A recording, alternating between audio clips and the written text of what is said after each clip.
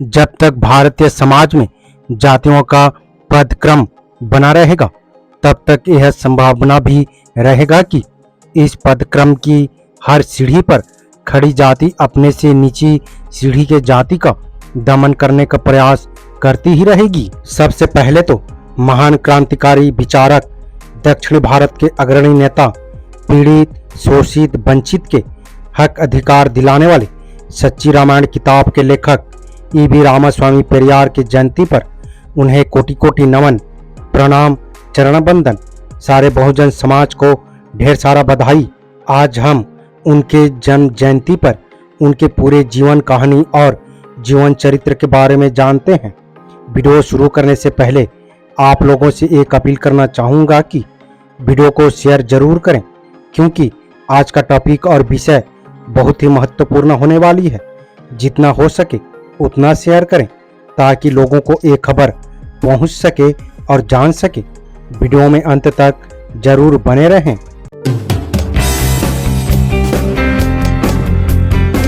के Ambedkarite YouTube channel में आप सभी का स्वागत है। जय भीम। आज पेरियार इरोड वेंकट रामास्वामी नायकर का जन्मदिन है और धर्म के पाखंड को उजागर करने का इससे अच्छा दिन और कोई दिन हो ही नहीं सकता। पेरियार जीवन, धर्म, कर्म और पाखंड के खिलाफ हमेशा लड़ते रहे। ईवी रामास्वामी नायकर का जन्म 17 सितंबर 1879 को तमिलनाडु के इरोड में एक संपन्न और परंपरावादी हिंदू परिवार में हुआ था। उनके पिता वेंकटप्पा नायडू एक धनी व्यापारी थे। उनकी माता का नाम चिन्ना थयामल था। उनके एक बड़े भाई और 2 बहन थी। उनकी औपचारिक शिक्षा 1884 में 6 वर्ष की अवस्था में आरंभ हुई और 5वीं कक्षा तक की पढ़ाई के बाद अध्ययन छोड़कर उन्हें अपने पिता के व्यवसाय में शामिल होना पड़ा। तब उनकी अवस्था 12 वर्ष की थी। उनका विवाह 1898 में 19 वर्ष की अवस्था में 13 वर्ष की नागम्मल से हुआ। अपनी पत्नी को भी उन्होंने अपने विचारों में दीक्षित किया और पुरानी रूढ़ियों से आजाद कराया। बचपन से ही वो रूढ़िवादिता, अंधविश्वासों और धार्मिक उपदेशों में कही गई बातों की प्रामाणिकता पर सवाल उठाते रहे। उन्होंने सामाजिक कुप्रथाएं जैसे बाल विवाह, देवदासी प्रथा, विधवा पुनर्विवाह का विरोध और स्त्रियों और दलितों के शोषण का खोलकर विरोध किया। उन्होंने जाति व्यवस्था का भी विरोध और बहिष्कार किया। अपनी पहले पत्नी की मृत्यु के बाद उन्होंने दूसरा विवाह किया। उनकी दूसरी पत्नी ने उनके काम को आगे बढ़ाने में उनका बहुत सहयोग किया। 24 सितंबर 1973 को उनका निधन हो गया। 1904 में पेरियार ने एक ब्राह्मण भाई को गिरफ्तार करवाने में न्यायालय के अधिकारियों की मदद की, जिसका उनके पिता बहुत आदर करते थे। इसके लिए उनके पिता ने उन्हें लोगों के सामने बहुत पीटा। इसके कारण कुछ दिनों के लिए पेरियार को घर छोड़कर जाना पड़ा। पेरियार काशी चले गए। वहां निःशुल्क भोजन में जाने की इच्छा होने के बाद उन्हें पता चला कि वह सिर्फ ब्राह्मणों के लिए था। ब्राह्मण नहीं होने के कारण वो भोज में शामिल नहीं हो सके। इस बात का उन्हें बहुत दुख हुआ और उन्होंने हिंदुत्व के अंदर छुआछूत के विरोध की ठान ली। उसके लिए उन्होंने किसी और धर्म को नहीं स्वीकारा और वो हमेशा नास्तिक रहे। इसके बाद उन्होंने एक मंदिर के न्यासी का पदभार संभाला तथा जल्द ही वो अपने शहर के नगर पालिका के प्रमुख बन गए। चक्रवर्ती राजगोपालचारी के अनुरोध पर 1919 में उन्होंने कांग्रेस की सदस्यता ली। इसके कुछ दिनों के भीतर ही वो तमिलनाडु इकाई के प्रमुख भी बन गए। उन्होंने असहयोग आंदोलन में भाग लिया और गिरफ्तार भी हुए। सन 1922 के तिरुपुर सत्र में वो मद्रास प्रेसिडेंसी कांग्रेस समिति के अध्यक्ष बन गए और सरकारी नौकरियों और शिक्षा के क्षेत्र में आरक्षण की वकालत की। ईवी रामास्वामी पेरियार तमिल राजनेता और सामाजिक कार्यकर्ता थे। द्रविड़ आंदोलन को शुरू करने का श्रेय इन्हीं को जाता है। इनके समर्थक इन्हें पेरियार संबोधन से संबोधित करते थे। इन्होंने सामाजिक समानता पर बल दिया, मनुस्मृति को जलाया तथा ब्राह्मणों के बिना विवाह करवाए। उन्होंने कुंदियारासु नामक ग्रंथ लिखा। केरल के वैकोम में अस्पृश्यता के कड़े नियम थे, जिसके अनुसार किसी भी मंदिर के आसपास बली सड़क पर दलित वर्जित थे। 1923 में वैकोम मंदिर में हरिजनों के प्रवेश और मंदिर की ओर जाने वाली सड़कों पर दलितों को चलने की मनाही को हटाने को लेकर इन्होंने आत्मसम्मान आंदोलन चलाया। उनकी पत्नी तथा दोस्तों ने भी इस आंदोलन में उनका साथ दिया। पेरियार और उनके समर्थकों ने समाज से असमानता कम करने के लिए अधिकारियों और सरकार पर सदैव दबाव डाला।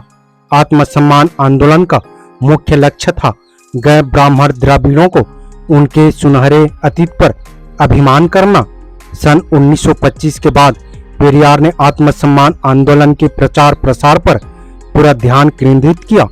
आंदोलन के प्रचार के एक तमिल साप्ताहिक कुडियारासु 1925 में प्रारंभ और अंग्रेजी जर्नल रिवोल्ट 1928 में प्रारंभ का प्रकाशन शुरू किया गया। इस आंदोलन का लक्ष्य महज सामाजिक सुधार नहीं बल्कि सामाजिक आंदोलन भी था। 1930 में ईश्वर विरोधी समिति के निमंत्रण पर वो रूस गए तथा लौटने के बाद वो कांग्रेस से अलग हो गए एवं उन्होंने जस्टिस पार्टी का गठन किया, जो बाद में जाकर द्रविड़ कड़ंगम हो गई। सन 1937 में जब श्री राम गोपालाचारी मद्रास प्रेसिडेंसी के मुख्यमंत्री बने, तब उन्होंने स्कूल में हिंदी भाषा की पढ़ाई को अनिवार्य कर दिया, जिससे हिंदी विरोधी आंदोलन उग्र हो गया। तमिल राष्ट्रवादी नेताओं जस्टिस पार्टी और पेरियार ने हिंदू विरोधी आंदोलनों का आयोजन किया, जिसके फलस्वरूप सन 1938 में कई लोग गिरफ्तार किए गए। इसी साल पेरियार ने हिंदी के विरोध में तमिलनाडु तमिलों के लिए का नारा दिया। इसका मानना था कि हिंदू लागू होने के बाद तमिल संस्कृति नष्ट हो जाएगी और तमिल समुदाय उत्तर भारतीय के अधीन हो जाएगा। वो आजीवन रूढ़िवादी हिंदुत्व का विरोध करते रहे और हिंदी के अनिवार्य शिक्षण का भी उन्होंने घोर विरोध किया। उन्होंने दक्षिण भारतीय समाज के शोषित वर्ग के लिए आजीवन कार्य किया। उन्होंने ब्राह्मणवाद और ब्राह्मणों पर करारा प्रहार किया और एक पृथक राष्ट्र द्रविड़ नाडु की मांग की। पेरियार ईवी रामास्वामी ने तर्कवाद, आत्मसम्मान और महिला अधिकार जैसे मुद्दों पर जोर दिया और जाति प्रथा का घोर विरोध किया। उन्होंने दक्षिण भारतीय गैर तमिल लोगों के हक की लड़ाई लड़ी और उत्तर भारतीयों के प्रभुत्व का भी विरोध किया। उनके कार्यों से ही तमिल समाज में बहुत परिवर्तन आया और जातिगत भेदभाव भी बहुत हद तक कम हुआ। सन 1916 में एक राजनीतिक संस्था साउथ इंडिया लिबरेशन एसोसिएशन की स्थापना हुई थी। उसका मुख्य उद्देश्य था ब्राह्मण समुदाय के आर्थिक और राजनीतिक शक्ति का विरोध और गैर ब्राह्मणों का सामाजिक उत्थान। यह संस्था बाद में जस्टिस पार्टी बन गई। जन समूह का समर्थन हासिल करने के लिए गैर ब्राह्मण राजनेताओं ने गैर ब्राह्मण जातियों में समानता की विचारधारा को प्रचारित किया। सन 1937 के हिंदी विरोधी आंदोलन में पेरियार ने जस्टिस पार्टी की मदद ली थी। जब जस्टिस पार्टी कमजोर पड़ गई, तब पेरियार ने इसका नेतृत्व संभाला और हिंदी विरोधी आंदोलन के जरिए इसे सशक्त किया। सन 1944 में पेरियार ने जस्टिस पार्टी का नाम बदलकर द्रविड़ कड़ंगम कर दिया। द्रविड़ कड़ंगम के झंडे तले सारी ब्राह्मण उत्तर पार्टियों को इकट्ठा किया और मृत्यु पर्यंत समाज सुधारक के कार्यों में पूरी निष्ठा के साथ जुटे रहे। द्रविड़ कड़ंगम का प्रभाव शहरी लोगों और विद्यार्थियों पर था। ग्रामीण क्षेत्र भी इसके संदेश से अछूतो नहीं रहे। हिंदी विरोध और ब्राह्मण रीति रिवाज और कर्मकांड के विरोध पर सवार होकर द्रविड़ कड़ंगम ने तेजी से पांव जमाए।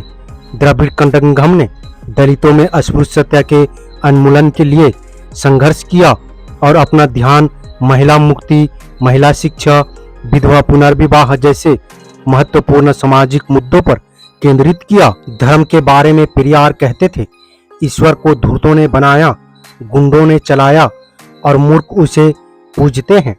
पेरियार की मातृभाषा कन्नड़ थी, लेकिन तमिल और तेलुगु पर भी उन्हें खास अधिकार था। बचपन से ही वो अपने परिवार में वैष्णव संतों के उपदेश और प्रवचन सुनने आए थे और धर्म के आधार पर होने वाले शोषण और भेदभाव के मूल कारणों को उन धार्मिक सिद्धांतों में उन्होंने बहुत पहले ही ढूंढ निकाला था। पेरियार बहुत ही तार्किक थे। वो हर धार्मिक उपदेश पर तर्क के द्वारा प्रहार कर उसे खंडित करते थे।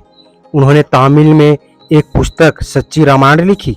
इनका अंग्रेजी अनुवाद the Ramayana a true reading के नाम से सन 1969 में किया गया। इस अंग्रेजी अनुवाद का हिंदी में रूपांतरण 1978 में रामायण एक अध्ययन के नाम से किया गया, जिसमें वाल्मीकि द्वारा प्रणीत एवं उत्तर भारत में विशेष रूप से लोकप्रिय रामायण की कटु आलोचना की।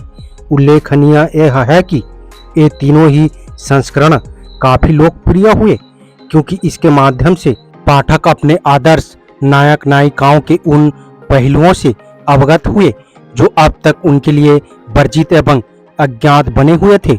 ध्यान देने योग्य तथ्य यह सामने आया कि उनके मानवोचित कमजोरियों को प्रकटीकरण ने लोगों में किसी तरह का विक्षोभ या आक्रोश पैदा नहीं किया, बल्कि इन्हें अपने जैसा पाकर इनके प्रति उनकी आत्मीयता बढ़ी और अन्याय उत्पीड़न ग्रस्त पात्रों के प्रति सहानुभूति पैदा हुई। लेकिन जो लोग धर्म को व्यवसाय बनाकर राम कथा को बेचकर अपना पेट पाल रहे थे, उनके लिए यह पुस्तक आंख की किरकिरी बन गई थी, क्योंकि राम को अवतार बनाकर ही वो उनके चमत्कारों को, मनोग्रह और कार्यों को श्रद्धास्पद बनाए रख सकते थे। यदि राम सामान्य मनुष्य बन जाते हैं और लोगों को कष्ट से मुक्त करने की क्षमता खो देते हैं, तो उनकी कथा भला कौन सुनेगा और कैसे उनकी वह उन जैसे की आजीविका चलेगी। इसलिए प्रचारित यह किया गया कि इससे सारी दुनिया में बसे करोड़ों राम भक्तों की भावनाओं के आहत होने का खतरा पैदा होता है।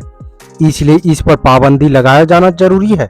और 9 दिसंबर 1969 को इलाहाबाद उच्च न्यायालय ने अस्थायी तौर पर प्रतिबंधित कर दिया, लेकिन उसी न्यायालय ने बाद में अस्थायी प्रतिबंध को हटा दिया और अपने फैसलों में स्पष्ट कहा, हमें यह मानना संभव नहीं लग रहा है कि इसमें लिखी बातें आर्य लोगों के धर्म को अथवा धार्मिक विश्वासों को चोट पहुंचाएगी।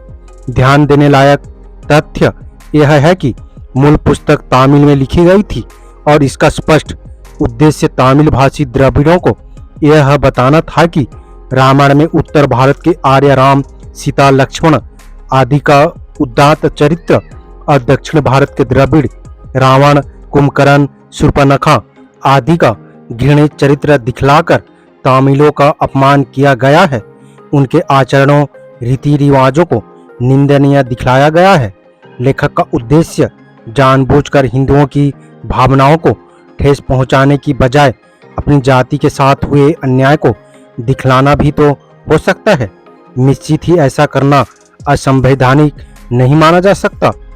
ऐसे करके उसने उसी तरह अपनी अभिव्यक्ति की स्वतंत्रता के संवैधानिक अधिकार का उपयोग किया है, जैसे राम कथा प्रेमी आर्य को श्रेष्ठ बताकर करते आ रहे हैं। इस तरह तो कल दलितों का वह सारा साहित्य भी प्रतिबंधित हो सकता है जो दलितों के प्रति हुए अमानवीय व्यवहार के लिए खुल्लम खुल्ला सवर्ण लोगों को कटघरे में खड़ा करता है। राम के बारे में पेरियार का मत है कि वाल्मीकि के रामायण विचार और कर्म से धूर्त थे। झूठ, कृतज्ञता, दिखावटीपन, चालाकी, कठोरता, ललुपता, निर्दोष लोगों को सताना और कुसंगति जैसे अवगुण उसमें कूट कूट कर भरे थे। पेरियार कहते हैं कि जब राम ऐसे ही थे और रावण भी ऐसा ही था, तो फिर राम अच्छे और रावण बुरा कैसे हो गया। वाल्मीकि रामायण में उनके प्रसंग ऐसे हैं जो तर्क की कसौटी पर तो खरे उतरते ही नहीं। जैसे वो कहती है कि दशरथ 60,000 बरस तक जीवित रह चुकने पर भी काम वासना से मुक्त नहीं हो पाए। इसी तरह वह ये भी प्रकट करती है कि उनकी केवल 3 ही पत्नियां नहीं थी। इन उदाहरणों के जरिए पेरियार दशरथ के कामुक चरित्र पर से तो पर्दा उठाते ही हैं, वो भी साबित करते हैं कि उस जमाने में स्त्रियों केवल भोग्य थी, समाज में इससे अधिक उनका कोई महत्व नहीं था। दशरथ को अपनी किसी स्त्री से प्रेम नहीं था, क्योंकि यदि होता तो अन्य स्त्रियों की उन्हें आवश्यकता ही नहीं होती। सच्चाई यह भी है कि कैकेयी से उनका विवाह ही इस शर्त पर हुआ था कि उससे पैदा होने वाला पुत्र उनका उत्तराधिकारी होगा। इस शर्त को नजरअंदाज करते हुए जब उन्होंने राम को राजपाट देना चाहा तो वह उनका गलत निर्णय था। राम को भी पता था कि असली राजगद्दी के हकदार भरत है, वह नहीं। यह जानते हुए भी वह राजा बनने को तैयार हो जाते हैं। पेरियार के मतानुसार वह उनके राज्य लोलुप होने का प्रमाण है। कैकेयी जब अपनी शर्तें याद दिलाती है और राम को वो वन भेजने की जिद पर अड़ जाती हैं, तो दशरथ उसे मनाने के लिए कहते हैं, मैं तुम्हारे पैर पकड़ लेने को तैयार हूँ, यदि तुम राम को वन भेजने की जिद को छोड़ दो। पेरियार एक राजा की इस तरह के व्यवहार को बहुत निम्न कोटि का करार देते हैं और उन पर वचन भंग करने तथा राम के प्रति अंधा मोह रखने का आरोप लगाते हैं। उनका मत यह है कि चालाक ब्राह्मणों ने इस तरह के गैर ईमानदार, निर्भय, अयोग्य और चरित्रहीन व्यक्ति को देवता बना दिया और अब वो हमें अपेक्षा करते हैं कि हम उनकी पूजा करें, जबकि वाल्मीकि स्वयं मानते हैं कि राम ना तो कोई देवता थे और न उनमें कोई दैवीय विशेषताएं थी। लेकिन रामायण तो आरंभ में ही इस प्रसंग से होती है कि राम में विष्णु के अंश विद्यमान थे। उनके अनेक कृत्य अतिमानवीय है, जैसे उनका लोगों को शाप मुक्त करना, जगह जगह देवी शक्तियों से संवाद करना आदि। क्या ये काम उनके अतिमानवीय गुणों से संपन्न होने को नहीं दर्शाते? उचित प्यार और सम्मान न मिलने के कारण सुमित्रा और कौशल्या दशरथ की देखभाल पर विशेष ध्यान नहीं देती थी। वाल्मीकि रामायण के अनुसार जब दशरथ की मृत्यु हुई तब भी वो सो ही रही थी और विलाप करती दासियों ने जब उन्हें एक दुखद खबर दी तब वो बड़े आराम से उठकर खड़ी हुई। इस प्रसंग को लेकर पेरियार की टिप्पणी है, इन आर्य महिलाओं को देखिए, अपने पति की देखभाल के प्रति भी वो कितनी लापरवाह थी। फिर वो इस लापरवाही के औचित्य पर भी प्रकाश डालते हैं। पेरियार राम में तो इतनी कमियां निकालते हैं, किंतु रावण को वह सर्वथा दोष मुक्त मानते हैं। वो कहते हैं कि स्वयं वाल्मीकि रावण की प्रशंसा करते हैं और उनमें 10 गुणों का होना स्वीकार करते हैं। उनके अनुसार रावण महापंडित, महायोद्धा, सुंदर, दयालु, तपस्वी और उदार हृदय जैसे गुणों से विषुभूत था। जब हम वाल्मीकि के कथा अनुसार राम को पुरुषोत्तम मानते हैं तो उसके द्वारा दर्शाए इन गुणों से संपन्न रावण को उत्तम पुरुष क्यों नहीं मान सकते?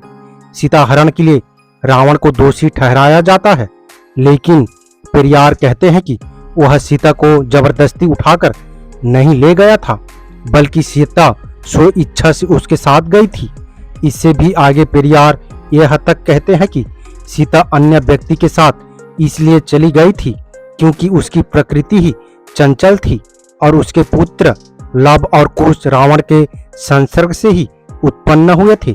सीता की प्रशंसा में पेरियार एक शब्द तक नहीं कहते। अपनी इस स्थापना को पुष्टि करने के लिए वह निम्न 10 तर्क देते हैं। नंबर 1 पर है, सीता के जन्म की प्रामाणिकता संदेहास्पद है। उन्हें भूमिपुत्री प्रचारित करते हुए ये कहा जाता है कि राजा जनक को वह पृथ्वी के गर्भ से प्राप्त हुई थी, जबकि पेरियार का कथन है कि वह वास्तव में किसी बच्चलन की संतान थी जिसे उसने अपना दुष्कर्म छुपाने के लिए फेंक दिया था। बच्चलन स्त्री की संतान का भी वैसा ही होना स्वाभाविक नहीं है। इस संबंध में पेरियार स्वयं सीता के शब्द उद्धृत करते हैं, मेरे तरुणाई प्राप्त कर लेने के बाद भी कोई राजकुमार मेरा हाथ मांगने नहीं आया, क्योंकि मेरे जन्म को लेकर मुझ पर एक कलंक लगा हुआ है। इसी बात को आगे बढ़ाते हुए वह कहते हैं कि जनक सीता की आयु 25 वर्ष की हो जाने तक कोई उपयुक्त वर नहीं तलाश पाए। हार कर उन्होंने अपनी व्यथा से ऋषि विश्वामित्र को अवगत कराया और सहायता की याचना की। तब विश्वामित्र सीता की आयु से काफी छोटे राम को लेकर आए और सीता ने उनसे विवाह करने में तनिक भी आपत्ति नहीं की। इससे प्रमाणित होता है कि सीता हताश होकर किसी को भी पति के रूप में स्वीकार करने के लिए व्याकुल थी। नंबर 2, पेरियार का दूसरा तर्क यह है कि भरत और सीता के संबंधों को लेकर है। जब राम ने वन जाने का निर्णय कर लिया तो सीता ने अयोध्या में रहने से बिल्कुल इनकार कर दिया।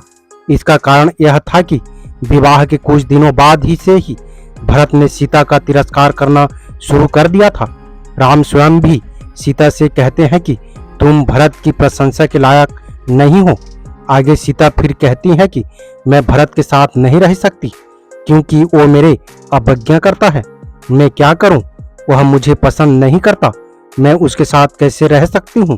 सीता की ये स्वीकार युक्तियों भी उसके चरित्र को संदेहास्पद बनाती है। आखिर भरत सीता को क्यों नापसंद करते थे? ये सवाल सीधा सीधा सीता के चरित्र पर उंगली उठाता है। सीता हीरे जवाहरात के आभूषणों के पीछे पागल रहती थी। राम जब उसे अपने साथ वन ले जाने को तैयार हो जाते हैं तो उसे सारे आभूषण उतार कर वहीं रख देने को कहते हैं। सीता अनिच्छा पूर्वक ऐसा करती है तो पर चोरी छुपे कुछ अपने साथ भी रख लेती है। रावण जब उसे हर कर ले जाता है तब भी वह उसमें से एक एक उतार कर डालती जाती है। अशोक वाटिका में भी वह अपनी मुद्रिका हनुमान को पहचान के लिए देती है। तात्पर्य यह है कि आभूषणों के प्रति उसका इस हद तक मोह और तो स्पष्ट करता है कि वह इनके लिए अपनी पति की आज्ञा भी अवहेलना कर सकती है। यह भी जताता है कि वह इनके लिए अनैतिक समझौते भी कर सकती है। नंबर 4, सीता मिथ्याभाषिणी है। वह उम्र में बड़ी होकर भी राम को तथा रावण को अपनी उम्र कम बताती है। उसकी आदत उसके चरित्र पर शंका उत्पन्न करती है। नंबर 5, सीता को वन में अकेला इसलिए छोड़ा जाता है ताकि रावण उसे आसानी से ले जा सके। वो स्वयं भी राम को पूर्ण मुर्ग के पीछे और लक्ष्मण को राम की रक्षा के लिए भेजती है जिससे वह अकेली हो और स्व इच्छा से काम करे। नंबर 6, सीता लक्ष्मण को बहुत कठोर शब्दों में फटकारती है और यहाँ तक कह देती है कि वह उसे पाना चाहता है इसलिए राम को बचाने नहीं जाता। उसके इस तरह के आरोप उसकी कुलुषित मानसिकता को प्रकट करते हैं। नंबर 7, एक बाहरी व्यक्ति रावण आता है और सीता के अंग प्रत्यंगों की सुंदरता का यहाँ तक कि स्थानों की स्थूलता और गोलाई का भी वर्णन करता है और वह चुपचाप सुनती रहती है। इससे भी उसकी चारित्रिक दुर्बलता का प्रकट होती है। नंबर 8, सीता का अपहरण कर ले जाते समय वह रावण को अनेक प्रकार का श्राप देती है। यदि वह सचमुच सती पतिव्रता होती तो रावण को तभी भस्मीभूत हो जाना चाहिए था, लेकिन वह तो जैसे ही रावण के महल में प्रविष्ट होती है उसका रावण के प्रति प्रेम बढ़ने लगता है। नंबर 9, जब रावण सीता से शादी करने के लिए निवेदन करता है तो वह मना तो करती है लेकिन आंखें बंद करके सुबकने भी लगती है।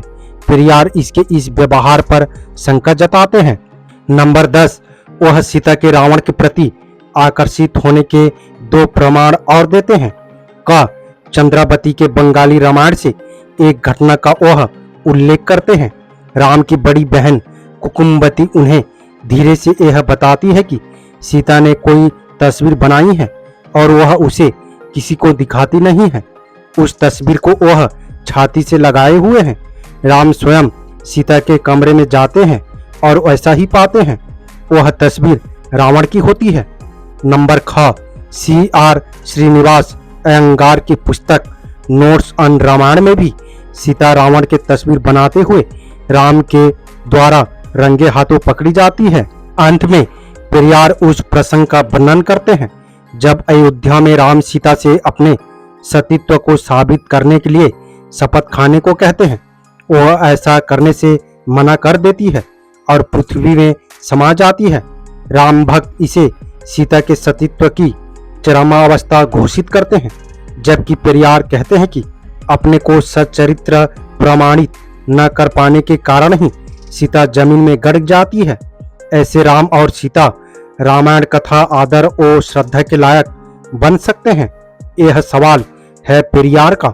दरअसल पेरियार ने इसे एक ऐसे लंबे निबंध के रूप में लिखा है जिसमें पहले रामायण पर उनके विचार दिए गए हैं और बाद में उसके हर चरित्र की आलोचना की गई है। पेरियार जीवन भर सामाजिक और धार्मिक बुराइयों के खिलाफ लड़ते रहे। यूनेस्को ने अपने उदाहरण में उन्हें नए युग का पैगंबर, दक्षिण पूर्व एशिया का सुकरात, समाज सुधार आंदोलन के पिता, अज्ञानता, अंधविश्वास और बेकार के रीति रिवाज का दुश्मन कहा। आज इतने वर्ष बीत जाने के बावजूद भी मौजूदा स्थिति को देखते हुए पेरियार इतने ही प्रासंगिक लगते हैं जितने कि वो अपने समय में थे। दलित बहुजनों को पेरियार से धर्म की कुरीतियों को तार्किक रूप से कैसे काटे, ये सीखने की जरूरत है। अंत में इस क्रांति वीर योद्धा को उनके जन्मदिन पर नमन। जैसे कोई बच्चा पहली बार चलने के प्रयास में गिर जाता है किंतु फिर आसानी से उठ खड़ा होता है और चलने लगता है, ठीक उसी प्रकार व्यक्ति को तर्क बुद्धि के साथ सोचने में संकोच नहीं करना चाहिए।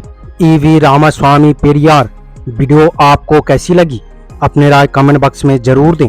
वीडियो अगर पसंद आए तो लाइक करें, हाइप करें और वीडियो से रिलेटेड अगर कोई सवाल करना चाहते हैं तो आपका स्वागत है, आप कर सकते हैं।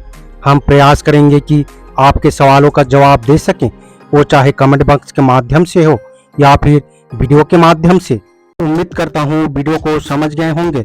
अगर समझ गए हैं तो अपने परिवारजनों को, दोस्तों को, मूल निवासी, SC, ST, OBC, Bahujan Samaj को शेयर जरूर करें ताकि उन्हें भी पता चल सके, जानकारी हो सके।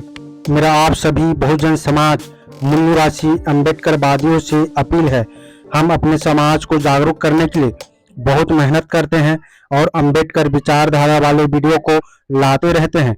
आपकी एक सब्सक्राइब हमारे हौसले को बुलंद कर हमें दोगुनी हौसला प्रदान करता है, मजबूत करता है। इसलिए आप सभी से गुजारिश है कि हमारे चैनल को सब्सक्राइब करके हमें सपोर्ट जरूर करें ताकि हम अगले नए वीडियो डालें तो आप तक नोटिफिकेशन जा सके और कुछ महत्वपूर्ण जानकारी मिल सके। धन्यवाद। जय भीम, जय संविधान, जय मूल निवासी।